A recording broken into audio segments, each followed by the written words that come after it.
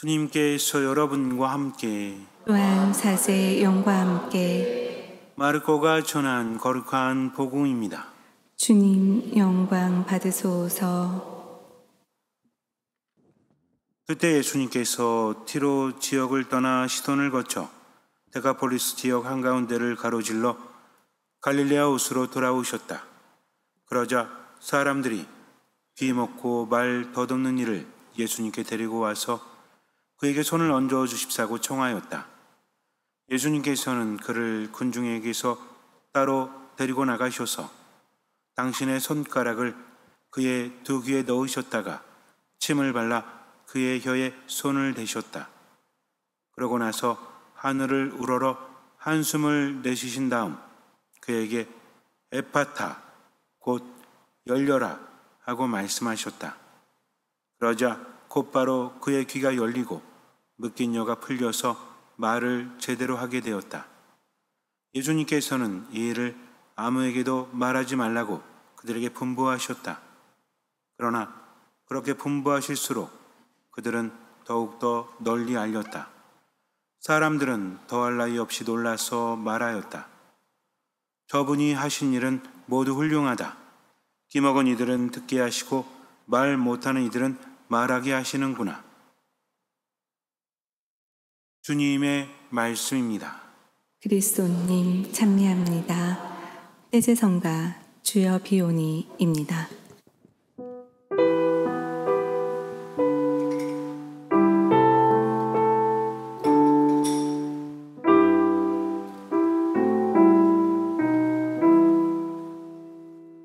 주여 비오니 들어주소서.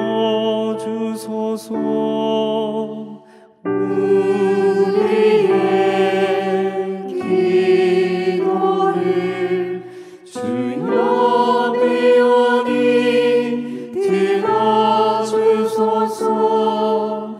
응답해 주소서. 주여 비오니 들어주소서. 우리의 기도를 주여 비오니 들어주소서. 응답해 주소서. 주여 비오니 들어주소서.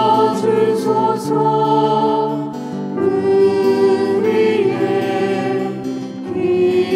기도를 주여 비오니 들어주소서.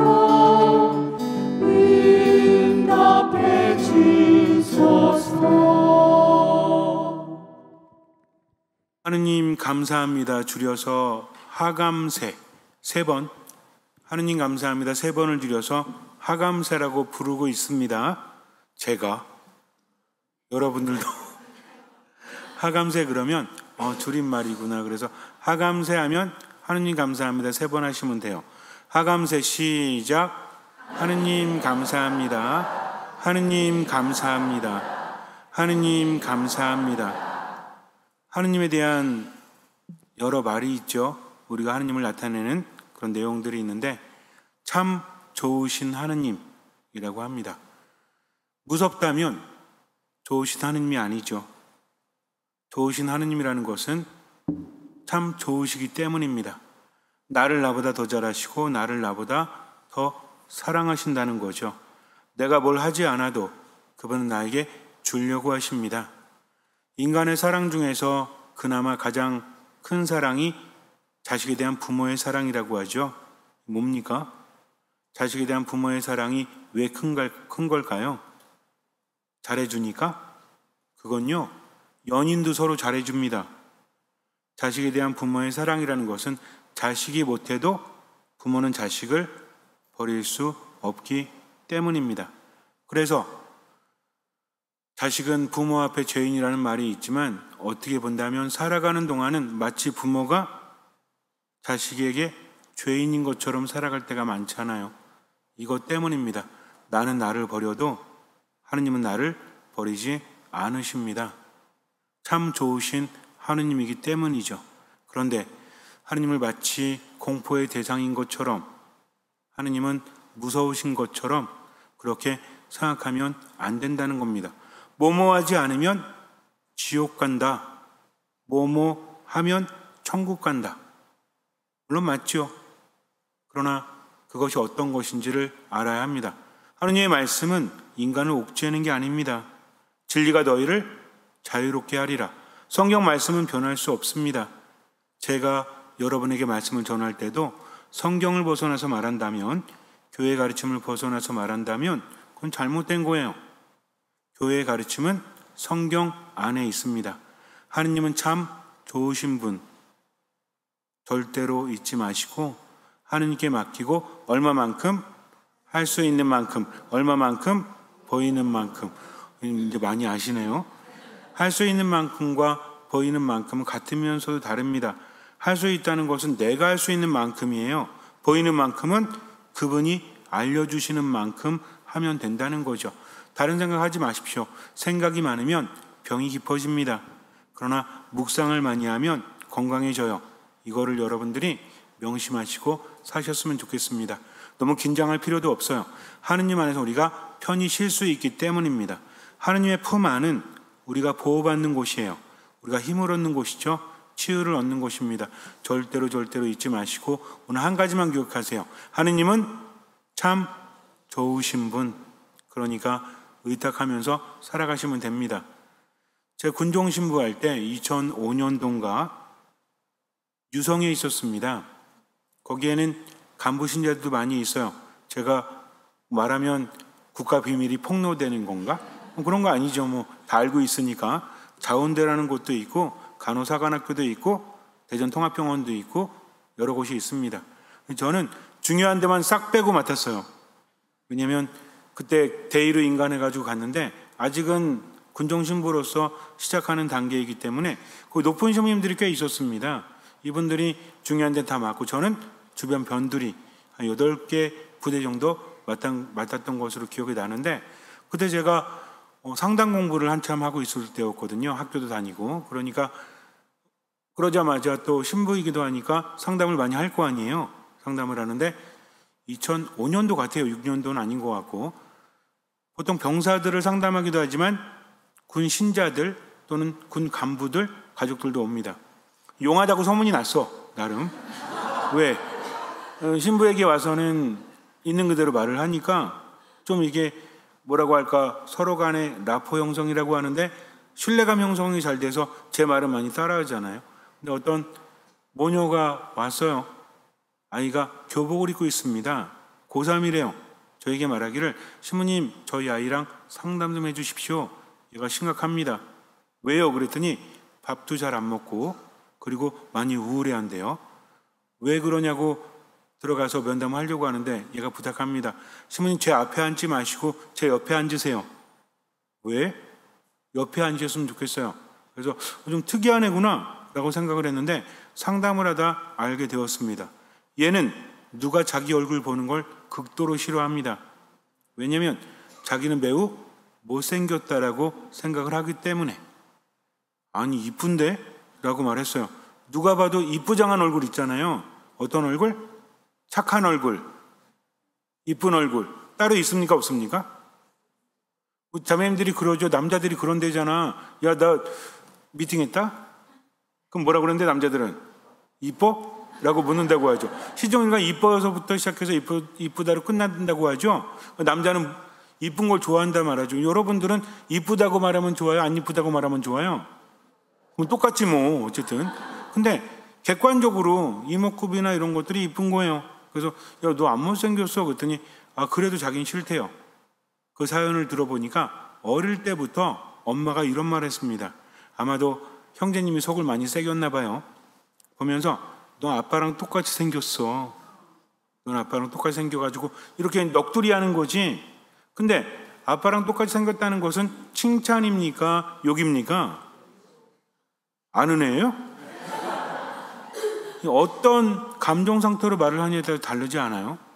아, 너 아빠랑 참 똑같이 생겼네? 이게 아니라 뭔가 그런 거 있잖아요. 누구나 한 번쯤은 들어봤을 말이 있죠. 지혜비랑 똑같아가지고.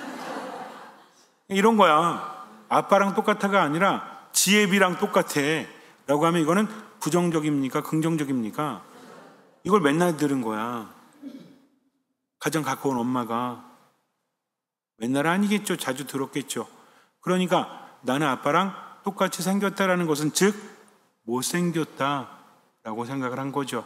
그래서 유치원 다닐 때도 초등학교 다닐 때도 여자아이들하고 잘 어울려도 남자들과 어울리지를 못합니다. 왜?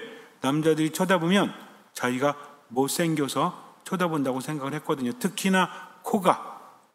자기는 자기 코가 싫대요. 그래서 코를 베어버리고 싶대. 아니 왜 그런 생각을 하니? 라고 했는데 듣다 보니까 자기 얼굴은 못생겼잖아요. 근데 거울을 보면 전체로 보이지만 그냥 이렇게 볼 때 어디가 보여? 여러분들은 자기 눈 보세요? 자기 그럼 입을 보세요? 뭐 이렇게 툭 튀어나오지 않으면 안 보이잖아요. 그럼 귀가 보입니까? 어떻게 보이지? 어디는 보여? 코는 보이잖아. 그러니까 거울을 보지 않고 내 신체 부위 중에서 내게 자주 보이는 데는 코잖아요. 못생겼다 뭐가 못생겼다? 코가 못생겼다라는 주관적인 그런 생각 속에 빠져들었다는 거죠. 그러니까 코가 싫은 거야. 이 코를 자꾸 막 잘라버리고 싶고 막 그렇다고 합니다. 그래서 아니야 코 이뻐 그랬더니 자기는 사람의 코가 왜 달렸는지 모르겠대요. 면담하면서 한 5회 정도 면담을 했는데 한 번 정도 코 얘기만 했어. 괜찮다고 간신히 달래놓고 와서 집에 와가지고 씻고 거울을 딱 봤더니 뭐가 이상해? 코가 이상해. 코 왜 달린 거지 이거? 그리고 책상 앞에 앉아서 책 읽는데 자꾸 어디가 보여? 코가 보이는 거예요. 인간의 코는 왜 달렸을까? 1시간 동안 얘기했는데 저는 그런 생각을 했습니다. 그 아이는 거의 10년 넘게 자기 코에 대해서 부정적인 생각을 하고 있었다는 거죠. 그러니 얼마나 힘들었을까요? 확인을 시켜줘야 되겠죠. 그래서 아니야 너 이쁘다니까. 아니에요 신부님 괜찮아요. 뭐가 괜찮아? 내가 안 괜찮아. 너 이쁘다니까. 아니에요 신부님. 그러면 내가 증명해 보일게. 자 토요일날 오후 2시쯤에 와. 네가 3주만 도와줘라. 그래서 저하고 그때 군종병하고 걔하고 같이 부대를 갔어요. 교복을 입고 같이. 그리고 이제 봉사하라고 한 겁니다. 그럼 병사들이 오잖아요. 성당 왜 오죠? 초코파이 먹으려고. 초코파이. 어떤 애는 이쪽에는 묵주, 이쪽에는 염주 차고 온 애도 있어요. 근데 이거를 주머니 하나 넣잖아. 어느 날 성당에 왔는데 맨날 묵주 차고 있었는데 그날은 염주 차고 있더라고. 내가 야 바뀌었어 임마. 너 절 가서 묵주 차냐? 이렇게 말한 적도 있고 뭐 뻔히 아니까 어쨌든 그런 게 있었습니다. 근데 얘가 와가지고 제가 얘기를 했어요. 야 오늘 초코파이 먹는데 오늘 여기 있는 누구누구가 마리아라고 할게요. 그냥 마리아가 앞으로 3주 동안 봉사해 줄 거야. 근데 다음 주하고 다음 주는 초코파이가 없다.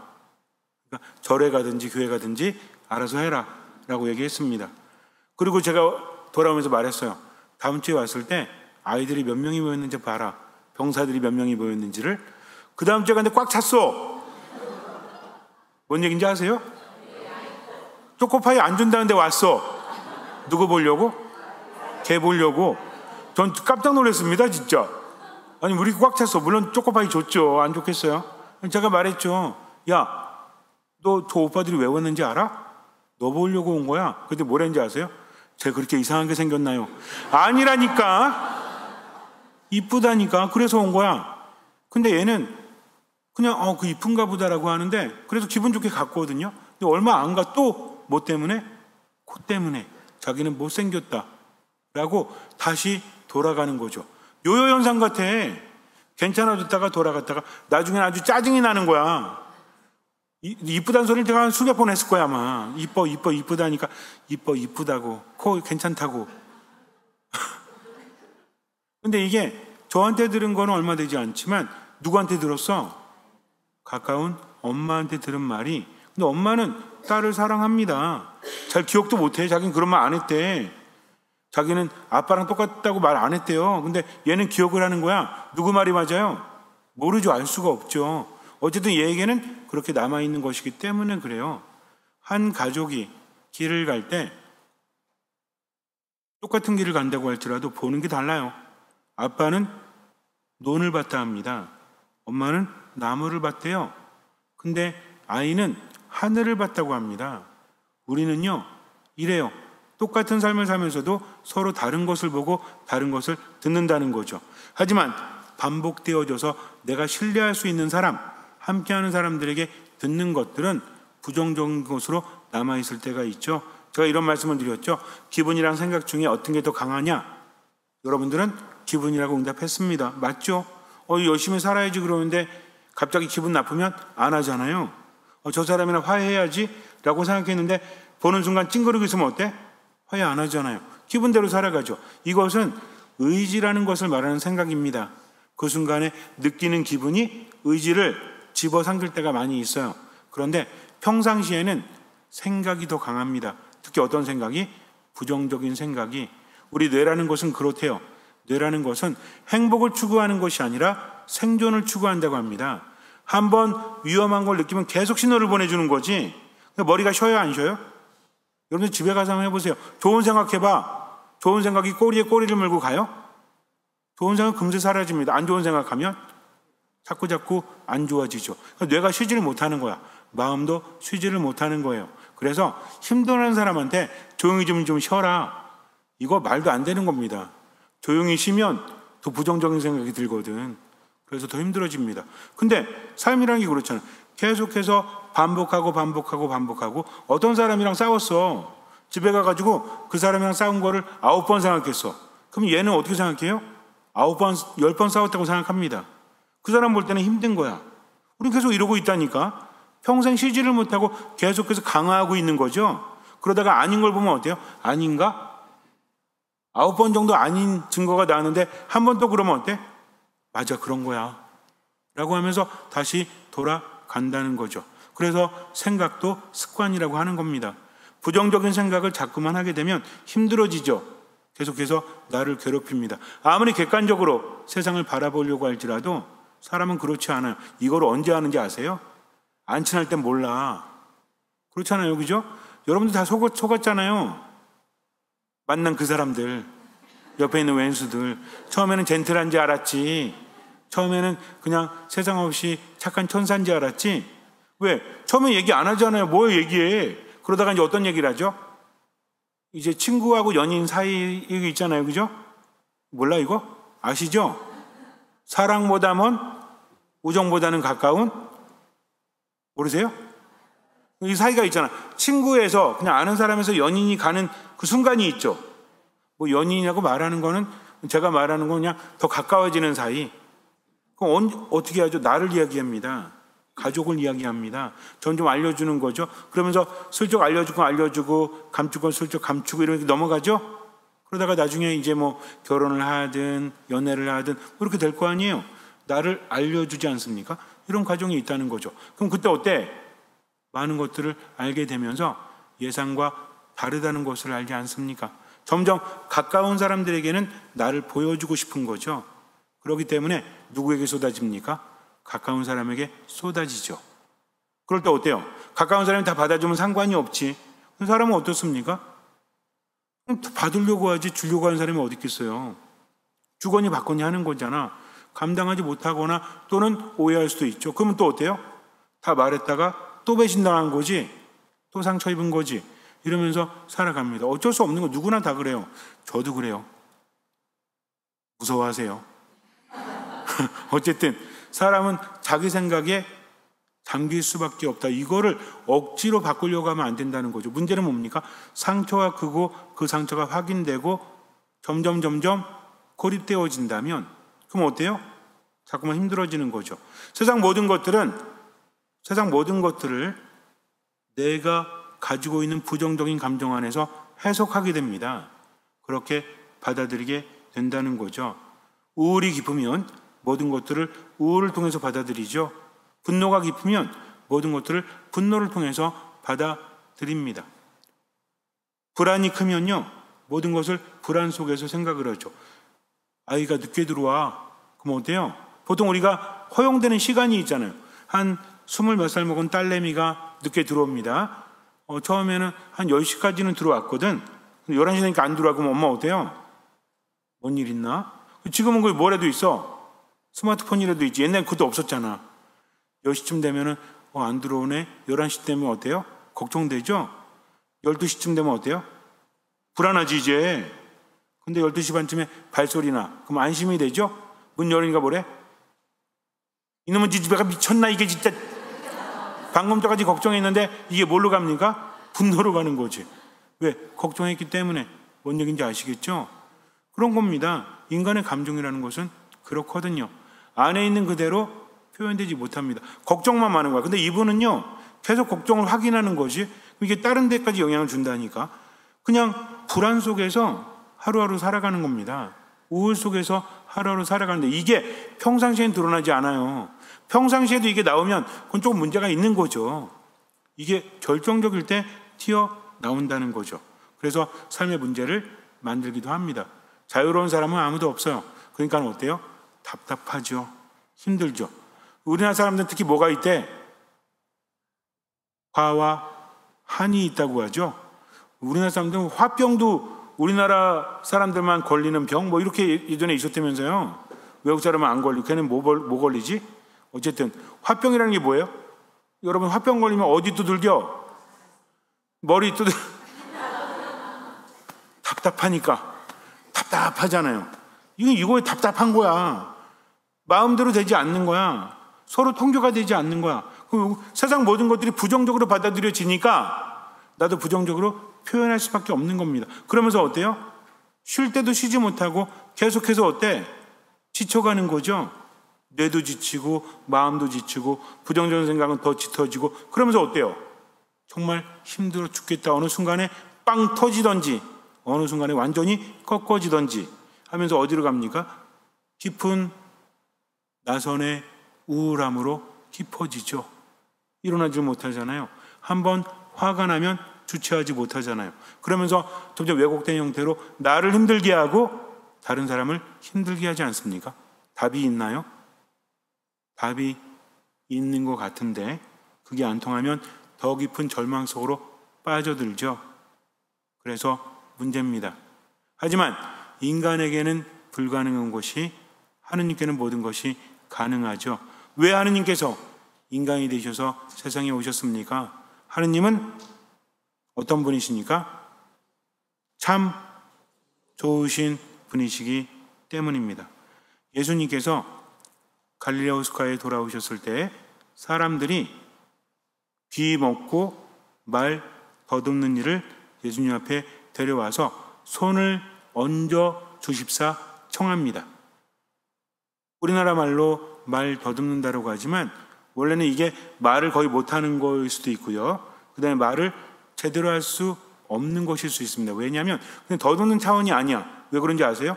듣지를 못하기 때문입니다. 가늘게 듣는 게 아니라 아예 못 들어. 세상을 있는 그대로 받아들일 수 없는 거죠. 못 듣는다면 어떻습니까? 음악도 안 들리겠죠? 사람이랑 대화하면서 어때요? 그 사람의 음색도 알 수 없겠죠. 그러니까 말할 때 어때? 안 들리시는 분들 말하는 거 들어보셨어요? 말하는 기능은 있거든요. 자기가 못 들으니까 어떻게 말합니까? 이게 정확하지 않고 이게 음의 크기도 막 안녕 뭐 이렇게 말하잖아요. 이게 되게 어려운 거거든요. 그러니까 듣지를 못하니까 세상이랑 통과가 제대로 되겠습니까? 잘 되지 않는다는 거죠. 이 사람은 어땠을까요? 사람들 사이에 있어도 늘 외로웠을 겁니다. 그 누구도 나에 대해서 알지 못하죠. 그냥 어때요? 표현하기 어려우니까 어때? 우리도 그럴 때 있잖아요. 어떻게 설명을 해야 될지 모르겠어. 그러니까 괜찮아. 그냥 그렇게 하자. 이렇게 하면서 점점 마음이 힘들어지지 않습니까? 그러다가 때로는 어때요? 참다가 빵 터지거나 아니면 아예 포기해버리거나 그렇게 될 수 있지 않아요? 이게 뭐 어느 정도 선에 있느냐가 다르지 전혀 안 그런 사람이 있어요? 전혀 안 그런 사람은 아무도 없습니다. 어느 정도 선에 걸려있느냐가 문제죠. 그러다가 그것 때문에 잠도 못 자고 불면증에 걸리고 일도 제대로 하지 못하면 그때부터는 병으로 보잖아요. 사실 병원에 간다고 다 아픈 건가요? 그렇게 생각하세요? 병원에 가는 게 아픈 건가요? 아픈 사람이 병원에 가는 건가요? 질문이 너무 어렵나? 병원에 가면 아픈 겁니까? 아픈 사람이 병원에 가는 겁니까? 그러면 아픈데도 병원에 안 가는 사람도 있다는 거죠. 제가 볼 때는 그래요. 어느 정도 선에 있느냐의 차이에 따라서 다르다는 거죠. 근데도 어때? 근데도 충족되지 않으니까 바라면서도 실망하고 절망하고 그러면서 어쩔 수 없이 세상을 살아가니까 갈수록 더 힘들어질 수밖에 없는 겁니다. 그런데 예수님께서 어떻게 하시죠? 그를 따로 데리고 저쪽으로 가십니다. 사람들 사이에서. 그 사람은 정신 하나도 없잖아요. 지금 들리지 않으니까 사람들은 쳐다보는 거지. 입도 쳐다보고 얼굴도 쳐다보고. 들립니까? 명확한 게 아무것도 없는 거야. 주변에 있는 사람들은 오히려 더 혼란을 가중시키는 존재죠. 근데 예수님이 데려가시잖아요. 누구만 바라보면 돼요? 예수님만 바라보면 돼요. 그때 예수님이 어떻게 하십니까? 그의 방식대로 하십니다. 원래 예수님은요, 한 말씀으로 치유하시거든요. 근데 어떻게 하시죠? 그의 귀에 손을 넣으시죠. 그리고 침을 발라서 그의 혀에 대시죠. 이게 치유하는 행위입니다.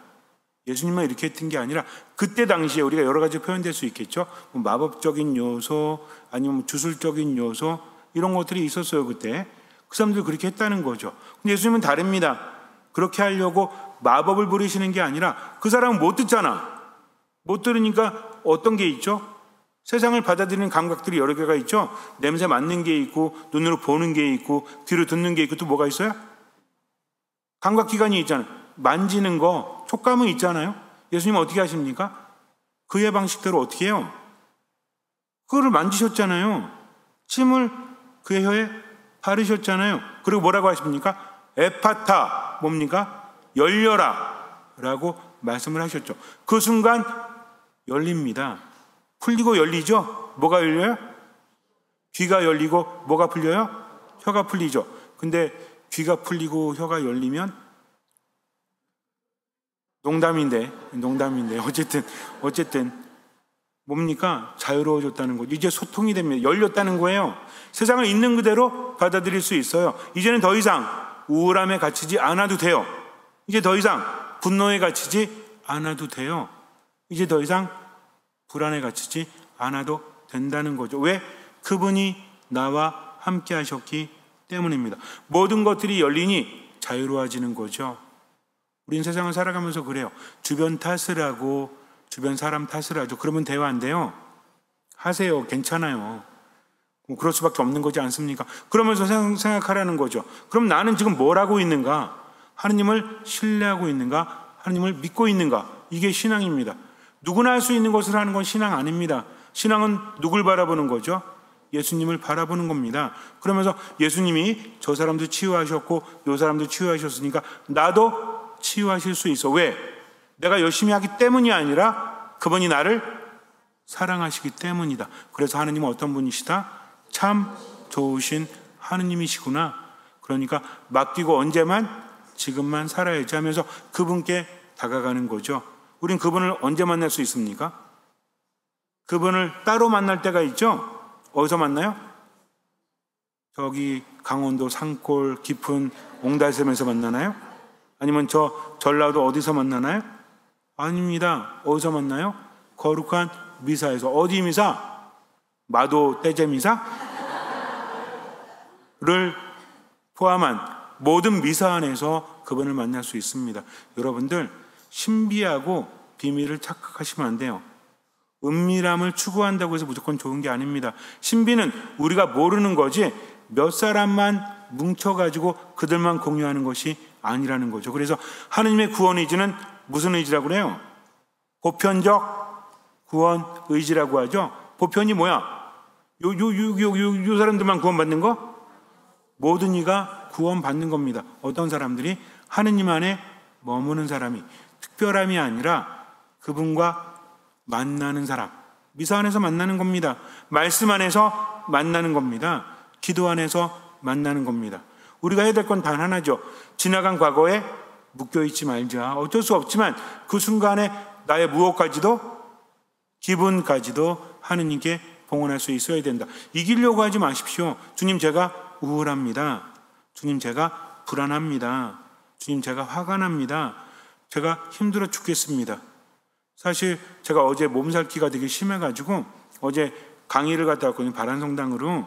근데 가기 전에 너무 힘든 거예요. 막 머리도 아프고 몸살도 걸리고 손가락도 잘 안 움직이고 염증인데 병원 안 가려고 버텼다가 좀 아프고 왜 이런 날 또 아프지?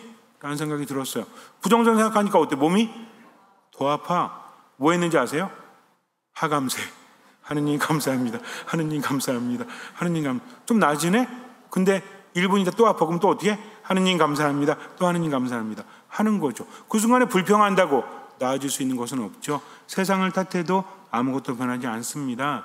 여러분, 세상 탓하지 말라는 게 아니에요.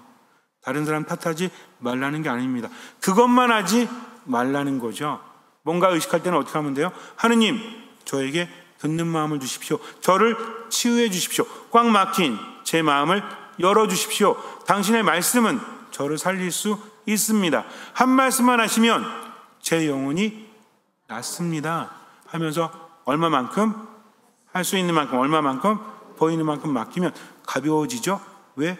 하느님을 느끼기 때문입니다. 잠시 눈을 감으세요.